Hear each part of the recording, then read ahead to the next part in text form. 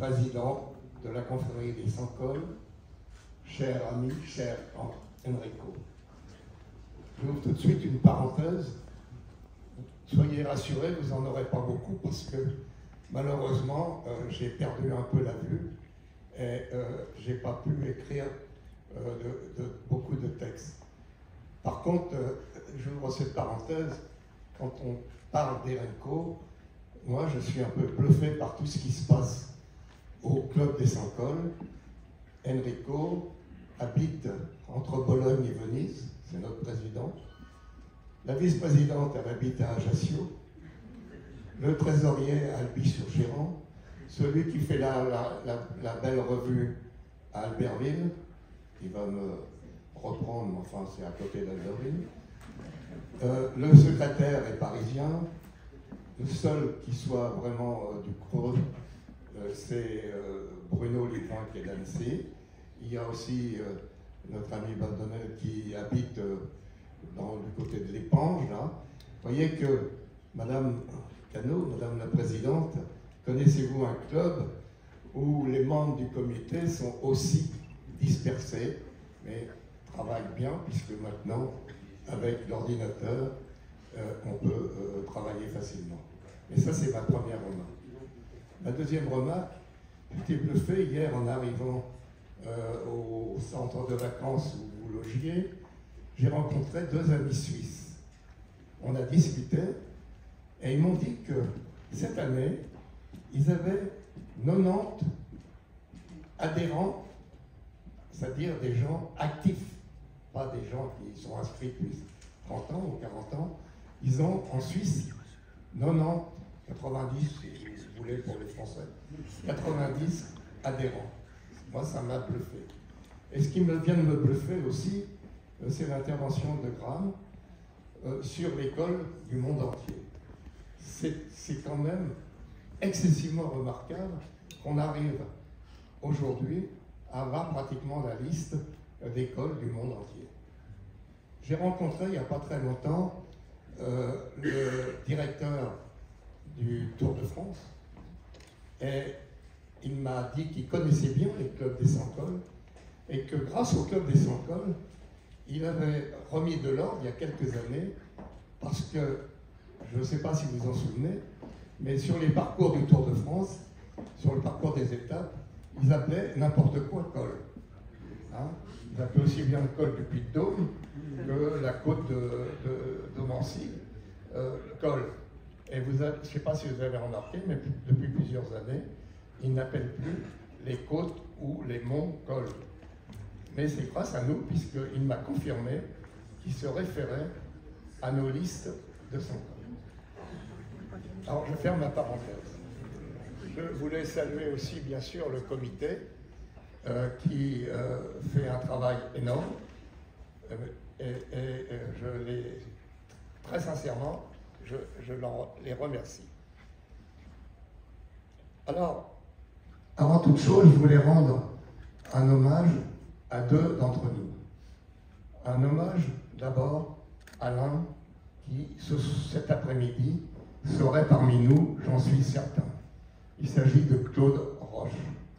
Claude Roche était avec moi et avec Pierre Fructus. Il est là, Pierre? Pierre Fructus, d'Ambérieux, qui était avec moi au col de l'Utel.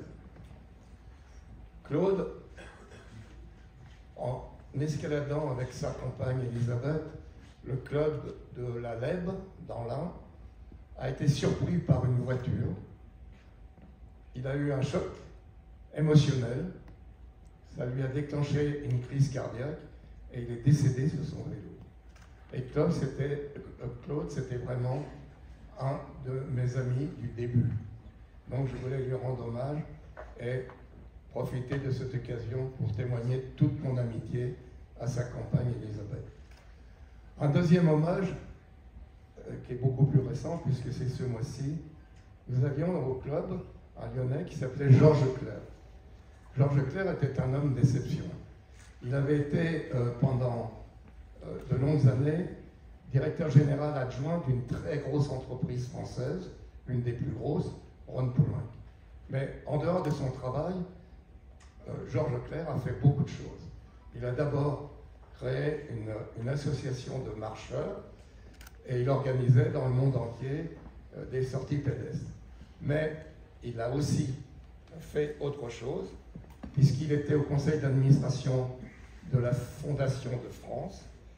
Il était aussi au conseil d'administration d'une association qui forme les gens qui vont...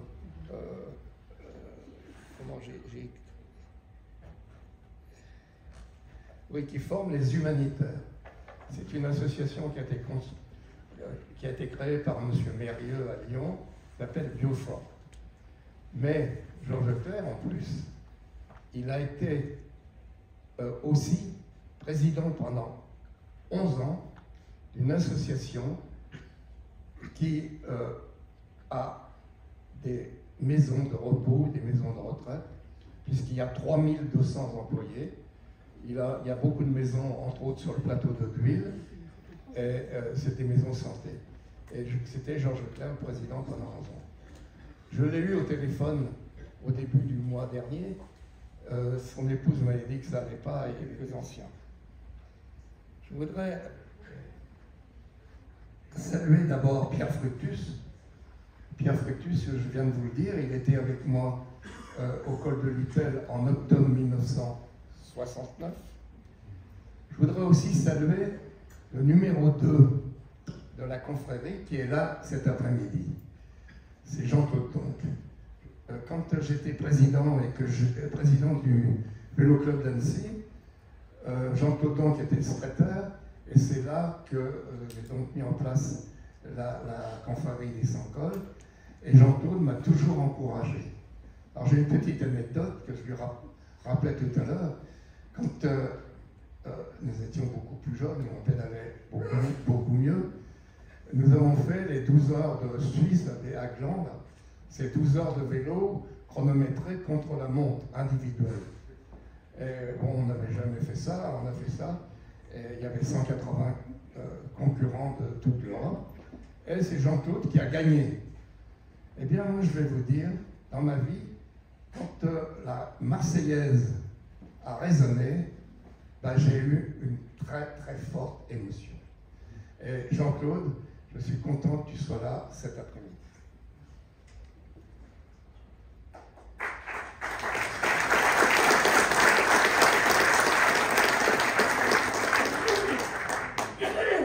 Alors, dans les anciens, je ne peux pas oublier Gérard Missler, que tout le monde connaît. Gérard Missler, l'homme qui a inventé l'Ardéchoise. Gérard Missler, l'homme qui a présidé l'Ardéchoise pendant de très nombreuses années.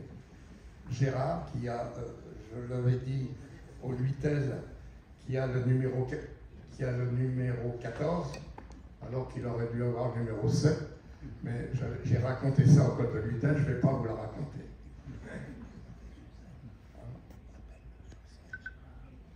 Ce serait bien, Gérard, que oui, effectivement, tu viennes avec nous. Mais il a des béquilles parce qu'il vient d'avoir un accident. Gérard, quand il était jeune à l'époque, et je lui avais fait part, ça devait être 1 an avant de la création du club, de l'idée du club. Et Gérard m'a tout de suite dit oui. Il était très, très entendu.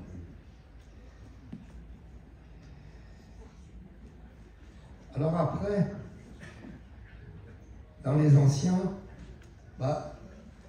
je ne peux pas non plus oublier, j'en ai dit quelques mots au col de Luttel, ce rassemblement régional qui a été bien réussi.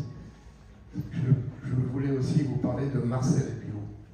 Marcel m'avait dit qu'il viendrait, je ne sais pas si... Le club des Sans-Cols et la Fédé, on a toujours entretenu de bons rapports, en particulier des bons rapports qui ont été créé au début par Henri Dussault, qui est à côté de moi, et le président de l'époque. À côté de Martine, il y a une autre personne qui est vraiment à féliciter, c'est Catherine. Catherine Borget est la présidente du CODEP de la Haute-Savoie. À ce titre, d'ailleurs, elle a eu la délicatesse et la bonne idée de nous verser une subvention.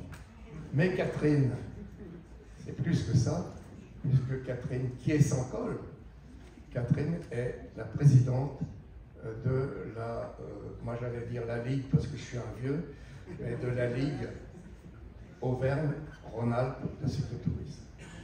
C'est la secrétariat du club et qui pendant 21 ou 22 ans a fait fonctionner parfaitement bien notre club. Alors on lui donnera la parole tout à l'heure.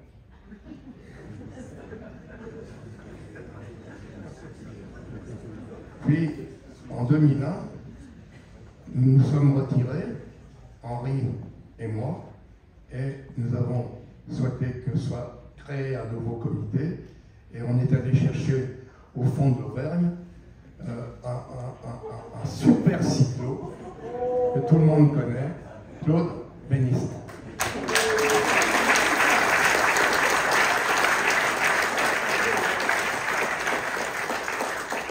Alors Claude, il est resté 2 mandats et il a été remplacé par une personne que j'estime aussi beaucoup, c'est Régis Parade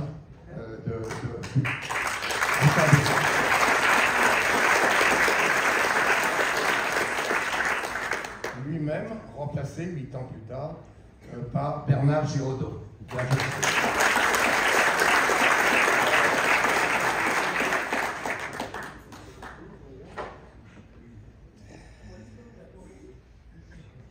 Et puis Bernard, celui qui t'a remplacé, c'est Enrico, que une fois encore.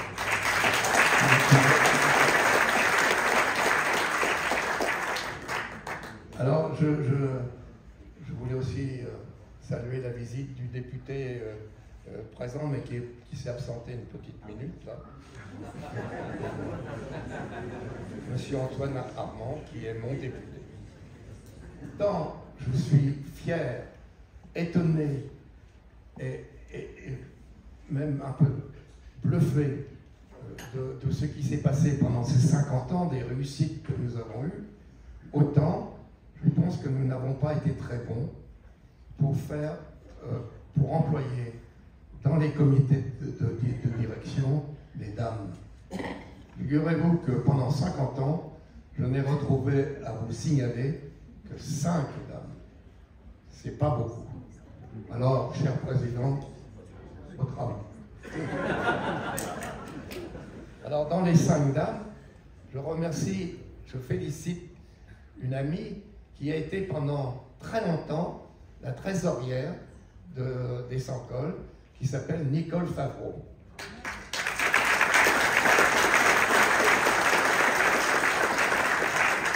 est là, je crois, cet après-midi. Et puis une autre Nicole, que vous connaissez tous, qui a fait aussi un grand travail avec son mari, c'est Nicole Petit.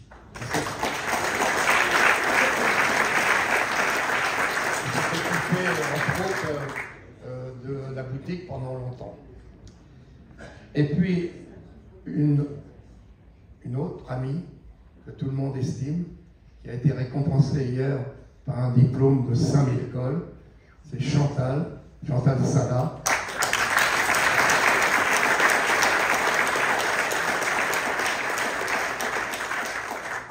Alors Chantal Sala, vous le savez, c'est elle qui a fait la revue pendant de très nombreuses années.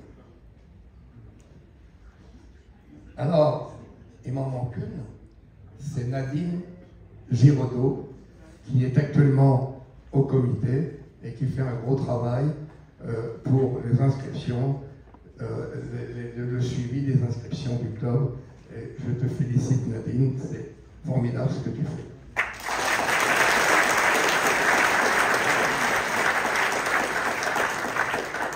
Alors, j'en ai rajouté une petite que nous pouvons aussi applaudir.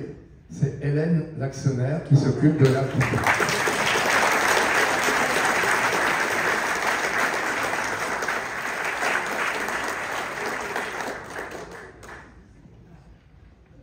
c'est Jean Perdoux qui vous parle. Une fois encore, je vais vous faire sourire quelques-uns d'entre vous avec mon radotage sur l'amitié. Chers amis sans col, qu'y a-t-il de plus important que cet exercice régulier de l'amitié? L'amitié au club des sans col ne répond à aucun intérêt. Bien plus, elle est et doit être sans raison, sans calcul. Le succès au sans col ne nous a jamais autorisé l'intolérance ni le moindre complexe de supériorité. Nous devons gérer l'idée, nous gérons le club, mais nous n'imposons pas. Nous essayons de répondre le mieux possible aux demandes de nos adhérents, mais nous n'inventons pas tout ou n'importe quoi. Nous ne sommes absolument pas les gendarmes de la montagne ou l'école, ni le cautionnaire des abus de certains. Au sans col, nous donnons, mais nous n'ordonnons pas. On vient au club des sans col avec sa moisson de colle, souvent avec l'impression d'avoir accompli un beau parcours, un bel ouvrage. C'est le but, c'est la finalité, c'est la récompense pour certains, et c'est le début d'une belle aventure pour d'autres. Mais au-delà des exploits et des motivations personnelles de chacun, je peux vous dire, au club des sans col, il existe d'autres choses. Il existe la rencontre, l'échange, puis l'amitié.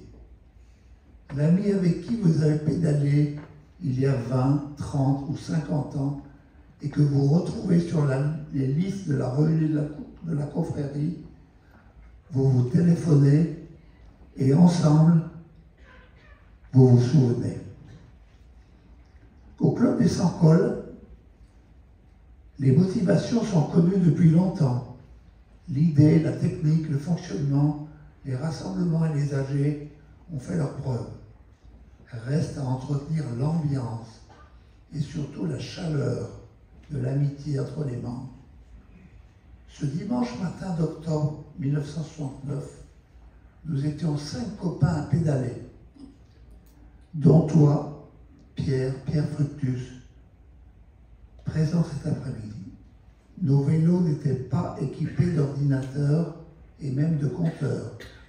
Nous avions tous dans une poche de nos maillots un petit carnet sur lequel chacun d'entre nous notait ses sorties vélo et les kilomètres parcourus. En franchissant ce magnifique col du Luitel, du massif de Beldon, ce matin, je ne pus retenir ma joie et j'annonçais à mes compagnons de route que je venais de franchir mon 100e col différent. L'un de mes amis, Daniel Lega, renchérit en disant que lui aussi collectionnait les cols et que lui en avait franchi 132. Et en cet instant précis, le col des 100, le club des 100 cols était né. Merci à l'équipe qui aujourd'hui anime le club. Vous faites du bon travail.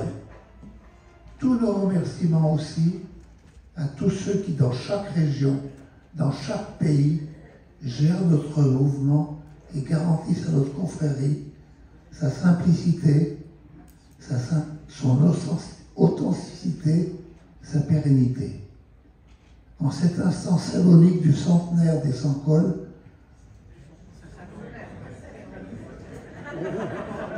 je souhaite à tous les membres un bon pédalage dans nos belles montagnes.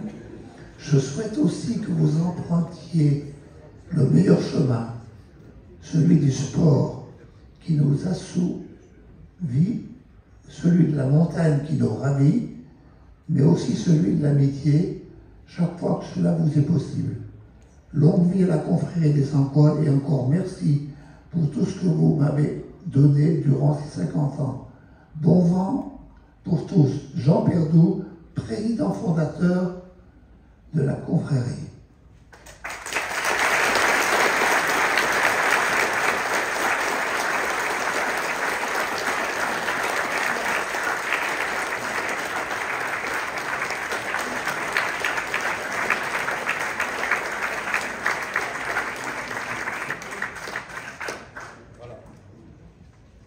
Très fier d'avoir été nommé président honoris causa de notre confrérie il y a quelques années. Je m'efforce d'être digne de ce titre honorifique.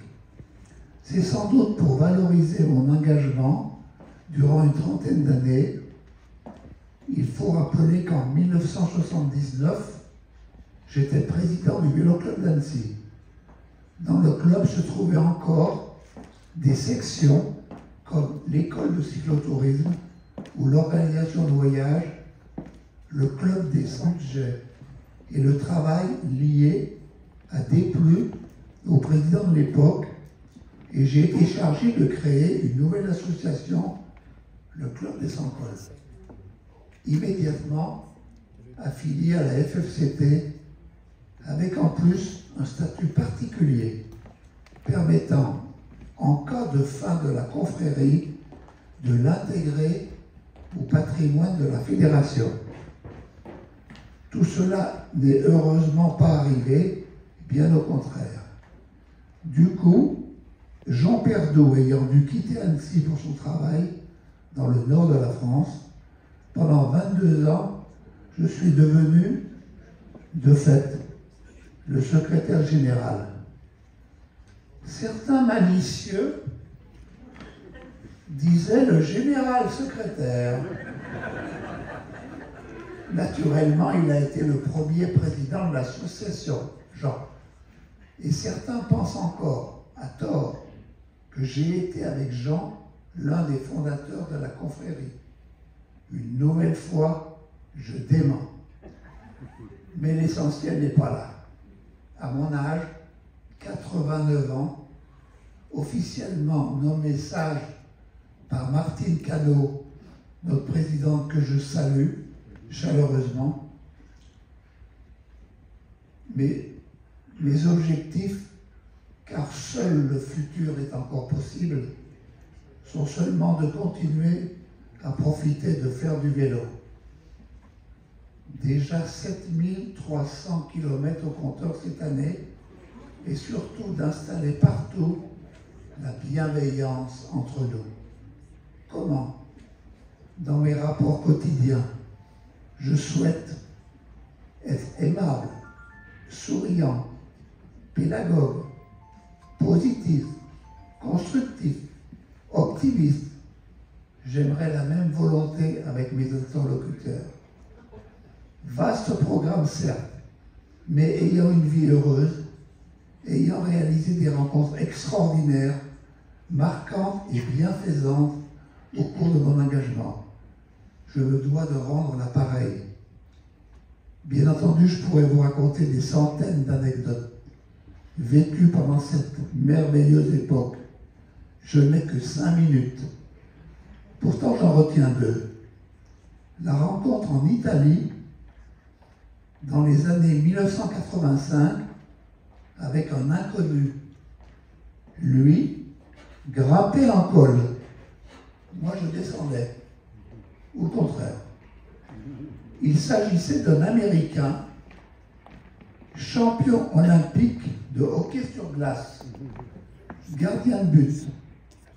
Il s'agit de Larry Palmer, devenu membre 1458. Bien sûr que je le salue s'il est présent. Je ne l'ai pas vu. Larry Palmer n'est pas là. La seconde est la remise en grande pompe du numéro 5000 de la confrérie à un illustre cycliste.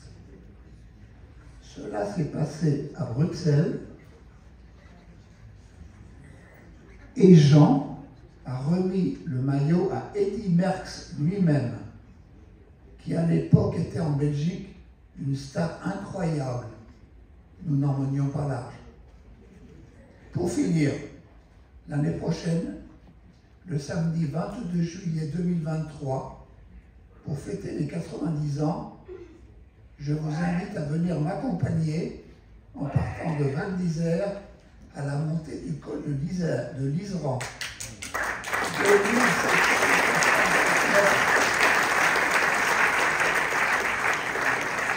Le cas échéant, avec votre vélo à assistance électrique. Ça sera mon cas. Au sommet, il vous sera offert le pain, le vin et le fromage de l'amitié. En 2013, nous étions 250 au sommet du Galibier. Merci pour votre écoute bienveillante. Pour moi, ça a coïncidé avec la présidence du Club des 100 cols. Comment suis-je arrivé là alors que rien ne me destinait, a priori, à assumer cette charge? Comme souvent, c'est le hasard des rencontres qui en est à l'origine. C'est en effet par hasard qu'au tournant de l'année 80, j'entre en contact sur le plan professionnel avec un monsieur Chauveau, prénommé Robert. Dès que j'ai eu la certitude que l'ingénieur avec qui je parlais boulot était la même personne que celle avec qui j'avais correspondu pour des questions d'école, nous avons parlé vélo. Robert Chauveau mettait la dernière main au premier catalogue d'écoles de France et il me transmit pour avis les pages relatives aux cols de la région Auvergne. Cet échange me donna l'idée de faire quelque chose sur le plan régional. L'idée ayant mûri, je proposais en 1986, avec l'assentiment de Jean Perdoux et d'Henri Dussault, une concentration régionale sans col, au col de Chirblanc, un semi-muletier situé dans le Césalier, ce haut plateau d'estive entre Sancy et Climary, qu'un moine voyageur a récemment rebaptisé du beau nom d'Infinistère. Il y eut 78 participants, parmi lesquels Robert Chauveau, que je revois encore, vélo à l'épaule, faire la liaison directe entre l'école de la Pierre Plantée et celui de Chirblanc. La concentration régionale Auvergne a été pérennisée, avec un rythme annuel au départ et biennal par la suite, et c'est aujourd'hui Claude et Francine Mabilot qui en assurent l'organisation. En 1998, au col des Glières, Jean Perdoux s'interrogeait sur les moyens de dynamiser la concentration nationale du club qui végétait un peu avec une participation un peu faible en regard du grand nombre d'adhérents du club. Je lui suggérais d'organiser un petit séjour du type week-end prolongé, de manière à offrir aux cyclos venant des quatre coins de l'Hexagone, des six coins de l'Hexagone, et voire même au-delà des frontières, un choix de circuit et la possibilité de franchir plusieurs cols, en plus du seul col retenu pour le rassemblement. C'est à René Potty que revint le mérite de mettre sur pied cette organisation dès l'année 2000 dans le massif du Pilat, la concentration ayant lieu au Collet de l'Oyon.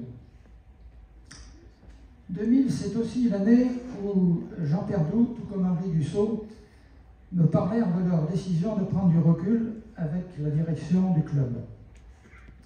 Ils me sollicitèrent en vue de faire partie de l'équipe qui assurerait la relève. Le club des 100 cols m'ayant tellement apporté sur le plan de ma pratique du vélo que je répondis de manière positive en les assurant de ma disponibilité. L'été suivant, le mini-séjour a eu lieu à Vesques, dans la Drôme. Et là, je comprends que non seulement je ferai partie de la future équipe dirigeante, mais qu'il est probable que j'en devienne le chef. Parlons donc de l'équipe élue en 2002. Nous étions 7 candidats déclarés. En premier lieu, René Potty, qui aurait eu toute légitimité pour assurer la présidence, en regard de son implication dans la vie du club et du gros travail déjà accompli auparavant. Mais René avait une certaine réserve. Il n'aimait pas prendre la lumière il préférait rester en second rideau. Mais c'est comme Moribi, quand la seconde ligne soutient la première ligne, c'est du costaud. Nous nous sommes répartis les tâches, à lui le secrétariat général et l'accueil des nouveaux membres, à moi la présidence et la rédaction en chef de la revue annuelle. Il nous fallait aussi un trésorier, car Nicole Favreau, trésorière en titre, était sortante, et c'est Michel Mathieu qui s'est présenté. Un comptable de profession, c'était l'assurance d'avoir des comptes bien tenus et une grande tranquillité d'esprit de ce côté-là pour le président. De plus, Michel savait présenter des comptes en assemblée générale avec humour, pédagogie et son éternelle chemise à carreaux. Vous vous souvenez de cette intervention brillante? Il restera notre caissier pendant 16 ans. L'équipe était complétée par Bernard Villard, vice-président, qui apportait la rigueur de ses analyses juridiques, Philippe Carré, secrétaire adjoint, en charge de diverses tâches au niveau informatique, dont la tenue du tableau d'honneur, de Michel de Bobisson, co-auteur avec René Potty des guides Topo, et avec sa riche expérience d'école muletier, et Vicky Pommel, l'Ardéchois à l'imagination fertile, qui sut redynamiser les randonnées permanentes en créant une randonnée très originale, les 100 cols sur la ligne de partage des eaux Atlantique-Méditerranée. Je ne saurais oublier le rôle éminent d'un 8e homme qui, sans être membre du conseil d'administration, apporta toute son expertise informatique pour maintenir et faire progresser les outils informatiques à notre disposition. Il s'agit de Mario Labelle. La liste de ces interventions serait trop longue à dresser ici. Je ne citerai que la mise au point de CCWay pour illustrer tout ce que le club lui doit. Et Mario intégrera finalement le conseil d'administration lors du second mandat en 2005. Notre première tâche, une fois élu, fut de modifier les statuts de l'association pour les mettre en conformité avec la loi de 1901 et permettre ainsi à tous les adhérents de voter. Le corollaire de cette réforme fut de mettre à disposition des adhérents les différents rapports sur lesquels ils étaient appelés à voter. Et ce fut la naissance du bulletin Info sans col, imprimé et diffusé par courrier à l'époque, bulletin qui existe toujours aujourd'hui, avec une diffusion majoritairement en ligne. Au cours des réflexions sur l'organisation du secrétariat général avec René Potty, il nous était apparu que la réception des listes de cols annuelles de l'ensemble des adhérents par le seul secrétaire général était un poste trop lourd. Henri Dussault citait volontiers les 3000 courriers qu'il recevait chaque année dans sa boîte à lettres, d'où une surcharge de travail pour son facteur et des étrennes conséquentes en fin d'année. Au-delà de l'anecdote, c'était un nombre qui faisait peur et qui pouvait rebuter les potentiels candidats au poste de secrétaire. Aussi, prenant exemple sur ce que faisaient déjà de manière informelle Pierre May en Suisse et Germain Guinens en Belgique, je proposais la mise en place de délégués territoriaux chargés de recevoir les listes d'école des adhérents ainsi que les cotisations, d'échanger avec eux, de faire parfois une relance. C'était en somme un rouage de proximité entre les adhérents et le club. Pour ce faire, le territoire hexagonal fut divisé en 5 zones, dont le découpage était celui des indicatifs téléphoniques. C'était un moyen mnémotechnique. Chacun connaissant son numéro de téléphone savait immédiatement dans quelle zone il était.